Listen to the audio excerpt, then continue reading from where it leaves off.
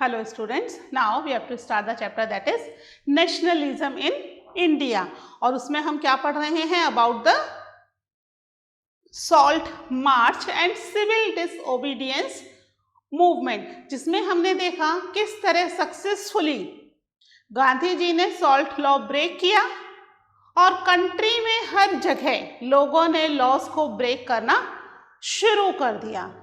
Government इस movement को repress करना चाह रही थी, इसलिए उसने अब्दुल गफ्फार खान और गांधी जी साथ में और भी कई सारे बड़े बड़े लीडर्स को अरेस्ट करके जेलों में डालना शुरू कर दिया।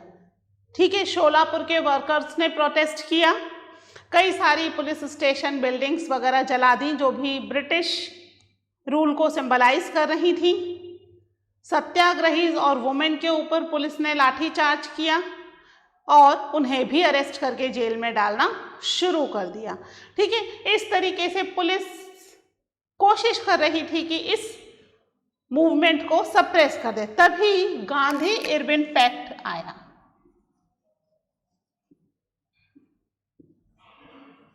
गांधी इरविन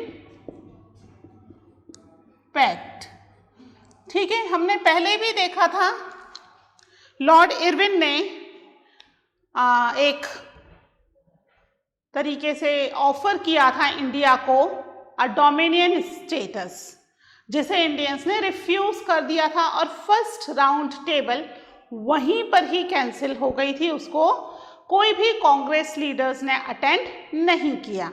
अब इस मूवमेंट, क्योंकि मूवमेंट बहुत तेजी से चल रहा है, तो वापस से लॉर्ड इरविन ने गांधी जी को कहा कि भाई एक समझौता कर लेते हैं आपस में, है ना।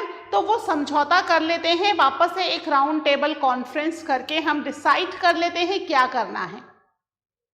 ठीक है, तो यहाँ पर गांधी जी और लॉर्ड इरविन के बीच में एक समझौता होना था। इसके लिए इरविन ने कहा कि भाई आप पहले ये सिविल डिसोबीडियंस मूवमेंट को बंद करवाओ। गांधी जी ने कहा मैं करवा दूंगा, लेकिन आप भी क्या करो, जितने भी पॉलिटिकल प्रिजनर्स हैं और जितने भी आपने लोगों को अननेसेसरी अरेस्ट किया है ड्यूरिंग दिस मूवमेंट, उन सबको आपको रिलीज करना पड़ेगा। तो यहाँ पर लॉर्ड इरविन एग्री हो गए और गांधी जी भी इस मूवमेंट को बंद करने के लिए एग्री हो गए। तो फिर फाइनली ये जो मूवमेंट था 5 मार्च, अब ईयर चेंज हो जाएगा बच्चों, है ना, 1931 को। ठीक है, 5 March 1931 Gandhi ji call of the movement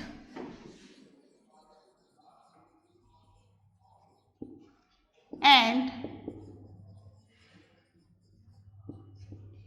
entered into Gandhi Irwin pact. ठीक है, गांधी इरविन पैक्ट में एंटर करने के लिए वो एग्री हो गए और साथ में जो मूवमेंट था, ये मूवमेंट भी क्या कर दिया गया 1931 में कॉल ऑफ कर दिया गया, बंद कर दिया गया।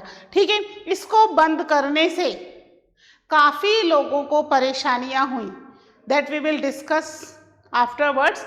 लेकिन ये जो कॉल ऑफ था, इसकी क्या शर्तें थी, इसमें गांधी जी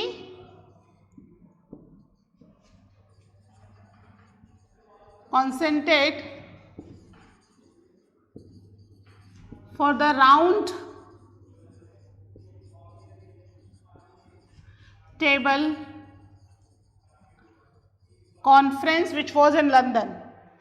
ठीक है, यहां पर नहीं होनी थी इंडिया में, कहाँ होनी थी, इन लंदन। और इसके बदले में Irwin agreed to release all political prisoners।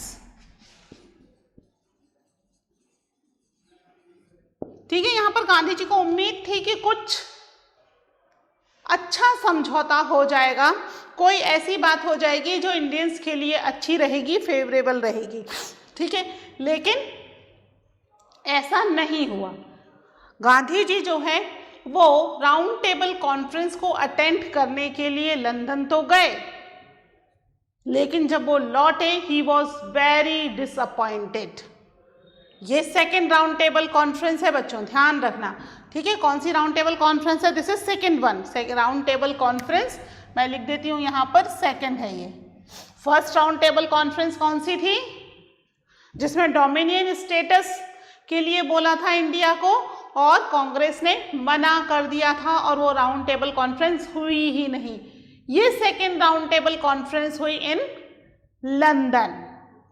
ठीक है, ध्यान रखना इस बात को।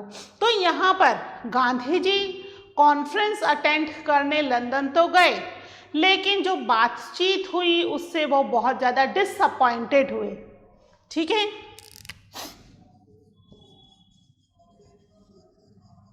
Gandhi ji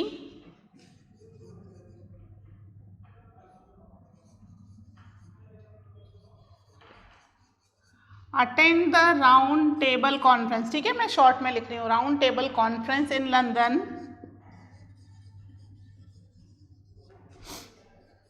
but he returned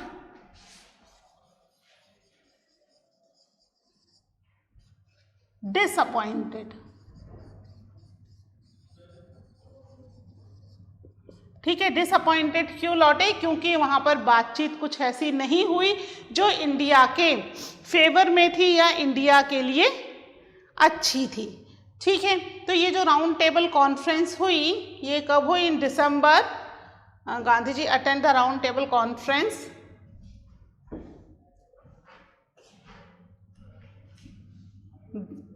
in London. यहाँ पे मैं लिख देती हूँ टाइम, दिसंबर 1931। ठीक है, ठीक है, टाइम ध्यान रखना। मार्च में बात हो रही है, दिसंबर में वो वापस आ गए। उस समय जाने आने में काफ़ी टाइम लगता था, है ना? तो वो गए और वापस आए दिसंबर 1931 में, but he was very disappointed, यानी वो मीटिंग सक्सेसफुल नहीं रही। ठीक है, जब वो लौटकर वापस आए तो उन्होंने देखा यहाँ पर बहुत सारे चेंजेस हो गए थे। जो बातचीत हुई थी कि भाई पॉलिटिकल प्रिजनर्स को रिलीज कर दिया जाएगा, उन्हें उस समय तो रिलीज कर दिया गया, लेकिन वापस जब वो रिटर्न हुए तो देखा वापस अब्दुल गफ्फार खान, जवाहरलाल नेहरू दोनों ही जेल में हैं, और कंट्री के अंदर कांग्रेस पार्टी जो कि एक बड़ी पार्टी थी उसको इलीगल डिक्लेयर कर दिया गया। ठीक है, गांधी जी वापस आए तो क्या देखा उन्होंने?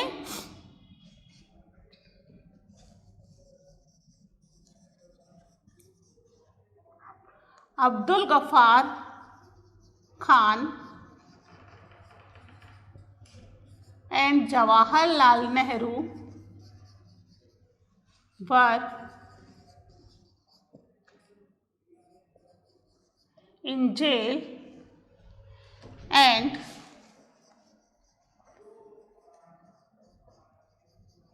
Congress party declared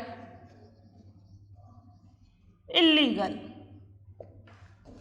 ठीक है, उन्हें वहां पर भेज करके लंदन, पीछे से यहाँ पर उन्होंने कांग्रेस पार्टी को ही इलीगल डिक्लेयर कर दिया। जो इम्पोर्टेंट लीडर्स थे उन्हें जेल में डाल दिया गया। इससे गांधी जी बहुत डिसअपॉइंट हुए कि भाई ये तो गलत तरीका है ना। और जो मूवमेंट उन्होंने कॉल ऑफ किया था 1931 में, उसे 1932 में वापस से रीलॉन्च कर दिया। क्या किया गांधी जी ने? Gandhi ji relaunched CDM in 1932, but it lost its momentum in 1934। जो रीलॉन्च किया 1932 में, ये रीलॉन्च इतना ज़्यादा सक्सेसफुल नहीं हुआ, क्योंकि पहले जो मूवमेंट शुरू हुआ था उसमें लोगों ने बहुत बढ़ चढ़कर पार्टिसिपेट किया था। उनके लिए उस मूवमेंट का मतलब खुद के लिए कई सारी फैसिलिटीज अवेल करना था फ्रॉम द ब्रिटिश गवर्नमेंट।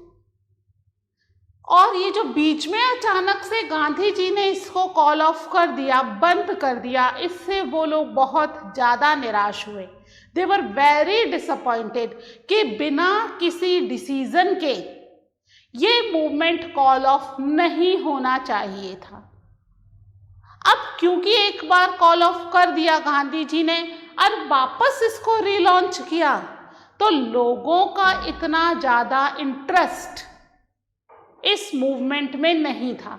उन्हें लग रहा है ये ऐसे अचानक से कॉल ऑफ हुआ है, फिर वापस से इन्होंने इसको रीलॉन्च कर दिया, हम डिमांड रखेंगे, हम मूवमेंट करेंगे, स्ट्रगल करेंगे, फिर से कहीं ऐसा ना हो कि गांधी जी इसको कॉल ऑफ कर दें और फिर हमारी डिमांड्स बीच में ही अटक जाएं। तो एज सच जो इसको सपोर्ट पहले मिला वो दूसरे रीलॉन्च में सपोर्ट नहीं मिल पाया। ठीक है, तो ये हुआ about the Gandhi Irwin pact. फिर हम देखते हैं कि किस तरीके से इस मूवमेंट ने, सीडीएम ने लोगों के ऊपर क्या इफेक्ट करा और लोगों ने किस तरीके से इसमें पार्टिसिपेट किया। First you note down these points.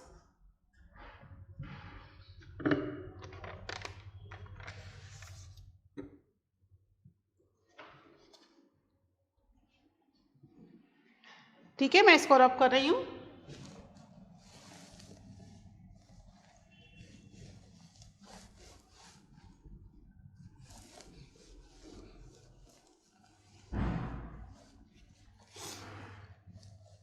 ठीक है, और अब हम देखेंगे कि जिन लोगों ने पार्टिसिपेट किया उनके हिसाब से ये मूवमेंट क्या था, है ना। इस मूवमेंट से उनकी एक्सपेक्टेशंस क्या थी और वो क्या चाह रहे थे, परेशानियां क्या थी और एक्सपेक्टेशंस क्या थी, वो चीज़ें हम देखेंगे। हमने फ्लो चार्ट में लिखे थे कई सारी कम्युनिटीज़, है ना, जिन्होंने पार्टिसिपेशन किया, और अब हम देखेंगे उनके बारे में।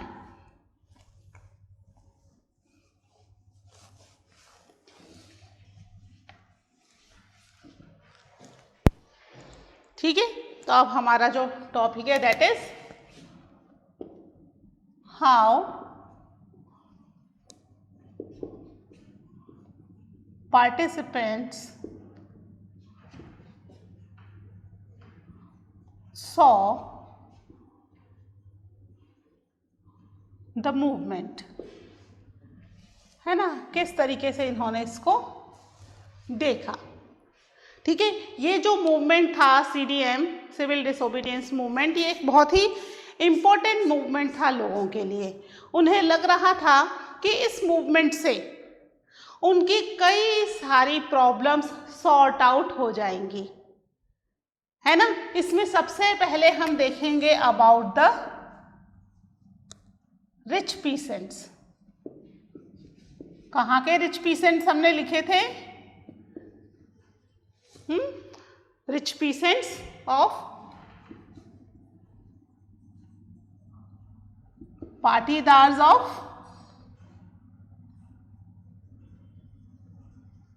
गुजरात एंड जाट्स ऑफ उत्तर प्रदेश या यूपी।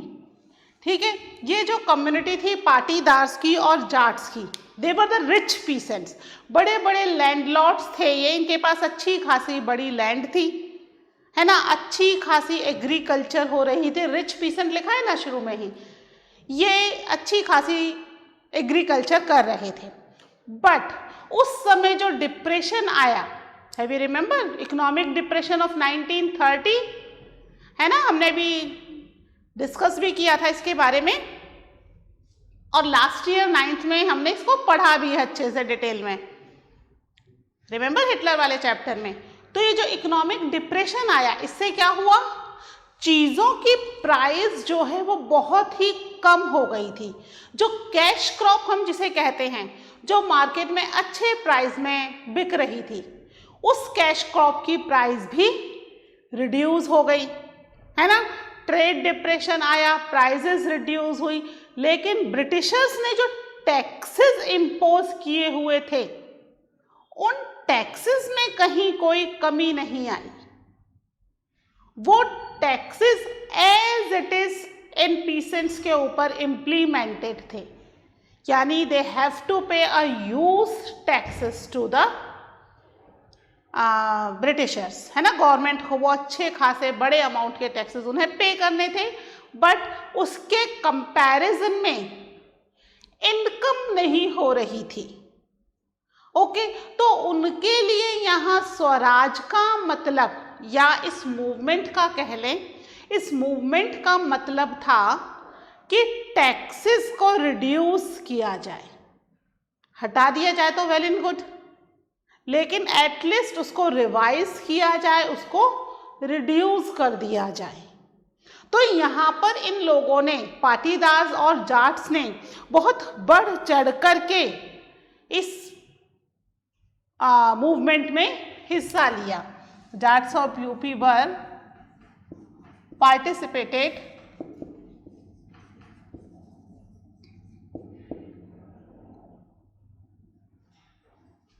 In movement.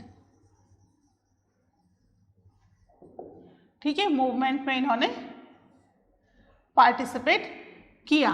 ठीक है, पार्टिसिपेट करने का मैंने आपको रीजन बता दिया कि अच्छे खासे रिच हैं, पर क्या चल रहा है उस समय, ट्रेड डिप्रेशन चल रहा है। ठीक है, they face trade depression and reduction of price. ठीक है, प्राइस में बहुत तेजी से रिडक्शन हो रहा है, प्राइसेस रिड्यूस हो रही हैं, जिसकी वजह से क्या हो पा रहे हैं, सो दे वर अनेबल टू पे टैक्सेस, और टैक्सेस भी नहीं, that was the high taxes, अच्छे खासे बड़े टैक्सेस, हाई अमाउंट के टैक्सेस इनके ऊपर इम्पोज किए हुए थे। तो अब वो ये टैक्सेस नहीं दे पा रहे हैं, और कंटिन्यूस ये जो टैक्सेस की डिमांड है वो बढ़ती जा रही है। टैक्सेस नहीं देंगे तो क्या होगा, गवर्नमेंट उनकी जमीनें छीन लेगी, है ना। जमीन वो दे ही नहीं सकते, नहीं तो उनका सोर्स ऑफ इनकम खत्म हो जाएगा। They have a source of income, only that land. ठीक है, तो यहाँ पर उनके लिए स्वराज का मतलब क्या है, swaraj means to them that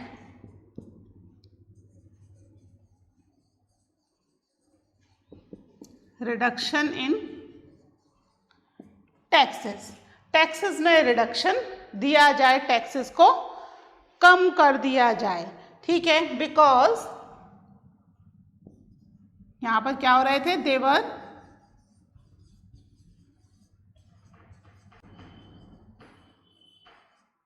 struggle against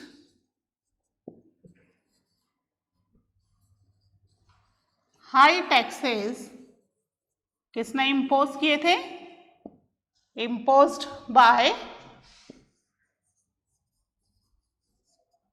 government. ठीक है, जो हाई टैक्सेस गवर्नमेंट ने उनके ऊपर इम्पोज किए थे, उसके अगेंस्ट स्ट्रगल कर रहे थे, और वो चाहते थे कि इन हाई टैक्सेस में उनको रिडक्शन मिल जाए, या तो माफ़ी हो जाए तो बहुत ही अच्छी बात है, लेकिन अगर माफ़ ना हो तो क्या हो जाए उनके लिए, ये टैक्सेस रिड्यूस कर दिए जाएं। लेकिन ऐसा होता उससे पहले ही गांधी जी ने क्या कर दिया, यहाँ पर सिविल डिसोबीडियंस मूवमेंट को कॉल ऑफ कर दिया, जिससे दे वर वेरी डिसअपॉइंटेड। ठीक है, क्या हुआ, दे वर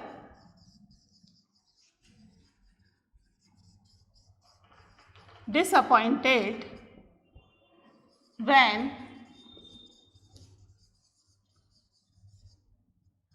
Gandhi ji call of the movement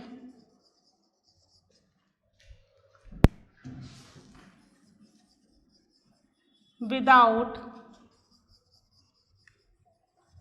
revise the taxes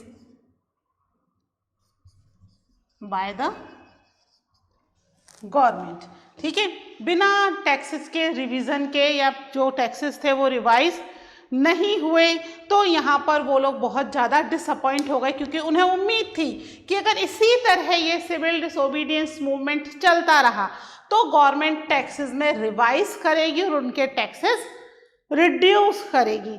इसलिए जब दोबारा ये मूवमेंट रीलॉन्च हुआ तो उन्होंने इसमें एज सच कोई इंटरेस्ट शो नहीं किया कि भाई हम फिर स्ट्रगल करेंगे, और कहीं फिर गांधी जी ने इसको कॉल ऑफ कर दिया तो पूरा स्ट्रगल क्या हो जाएगा, बेकार हो जाएगा।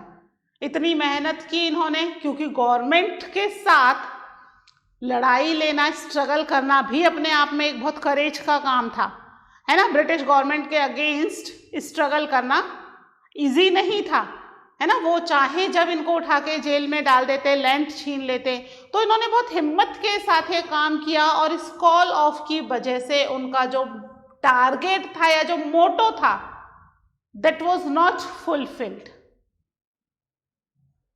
और इसीलिए वो जो रीलॉन्च हुआ 1932 में, उस रीलॉन्च में इन्होंने कोई खास इंटरेस्ट नहीं दिखाया। उन्होंने कहा आप करते रहो रीलॉन्च, हमें इसमें एज सच कोई इंटरेस्ट नहीं है। तो ये तो हुआ अबाउट द रिच पीसेंट्स। ठीक है, अब हम देखते हैं कि पुअर पीसेंट की क्या परेशानियां थी और वो इस सिविल डिसोबीडियंस मूवमेंट से क्या चाहते थे। ओके,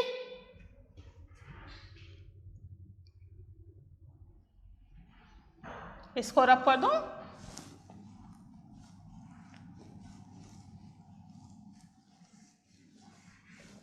तो पुअर पीसेंट जो थे, बिकॉज दे वर पुअर, तो उनकी अपनी खुद की लैंड नहीं थी, और क्योंकि अपनी खुद की लैंड नहीं है तो they have to work on the land of rich peasants, और जिनके भी पास लैंड है, इंडस्ट्रियलिस्ट के पास लैंड है या जो भी लैंड है, वो रेंट पर लेकर के उसके ऊपर वो एग्रीकल्चर करते थे।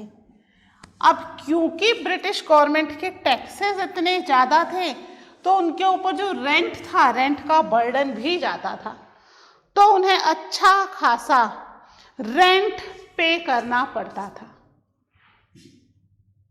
ठीक है, तो वो उनके लिए यहाँ पर भी वही ट्रेड डिप्रेशन है ना, इकोनॉमिक डिप्रेशन तो एज सच पुअर के लिए ही या रिच के लिए ही नहीं आया था, सबके लिए आया था।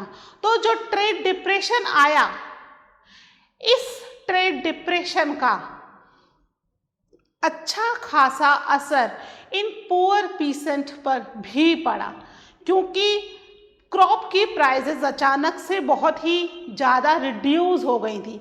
कहीं कहीं तो क्रॉप सेल ही नहीं हो रही थी, कम प्राइस में भी सेल नहीं हो रही थी, उन्हें बायर ही नहीं मिल रहे थे। ठीक है, ट्रेडर्स बहुत ही कम दाम कम प्राइजेस थे, बहुत ही कम प्राइजेस ऑफर कर रहे थे, तो इनके अपने खर्चे निकलने मुश्किल हो गए। तो ये रेंट कैसे टैक्स करेंगे? तो यहाँ पर बेसिकली इनकी मेन प्रॉब्लम क्या थी? कौन से पीसेंट्स हैं? They are the poor peasants. ठीक है, अभी रिच पीसेंट्स के बारे में देखा था, अब हम देख रहे हैं पुअर पीसेंट्स के बारे में कि इनकी क्या परेशानियां थी। क्या परेशानियां थी? Poor peasants found it difficult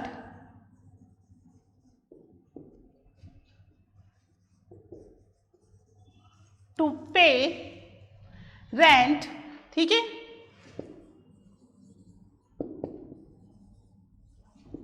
किस वजह से? Due to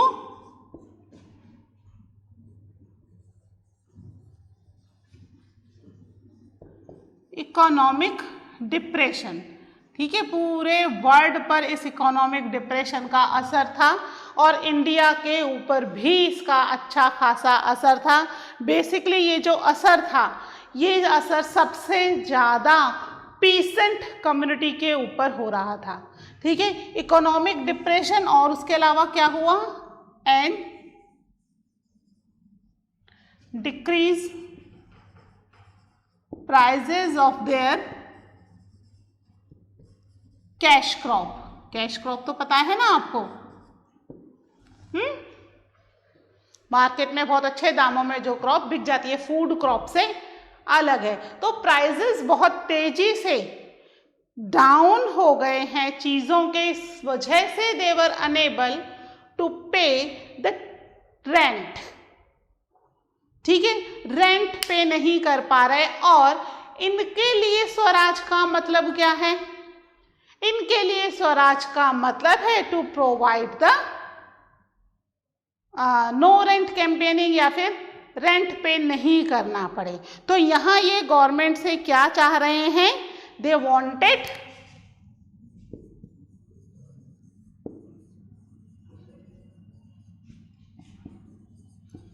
the rent to be remitted,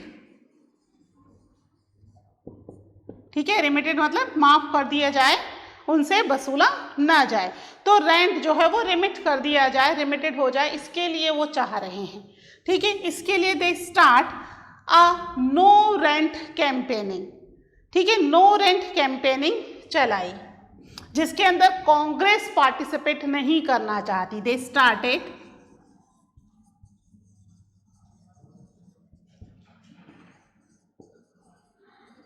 no rent campaign, है ना, और इसके अंदर कांग्रेस was unwilling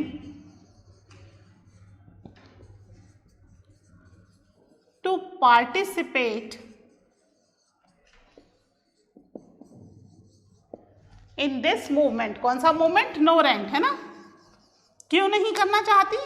क्योंकि कांग्रेस की फंडिंग आ रही थी, रिच पीसेंट्स थे जिनकी लैंड पर ये पुअर पीसेंट काम कर रहे थे, और अगर वो नो रेंट कैंपेनिंग चलाएंगे तो वो जो रिच पीसेंट है वो उन्हें फंडिंग देना बंद कर देंगे। तो इसलिए कांग्रेस इनके साथ पार्टिसिपेट नहीं करना चाह रही थी, और इस वजह से पुअर पीसेंट्स और कांग्रेस के बीच में गैप बढ़ गया, ठीक है। तो नो रेंट कैंपेनिंग शुरू तो हुआ, बट वही just because of the call of ये नो रेंट कैंपेनिंग भी बीच में ही बंद करना पड़ा।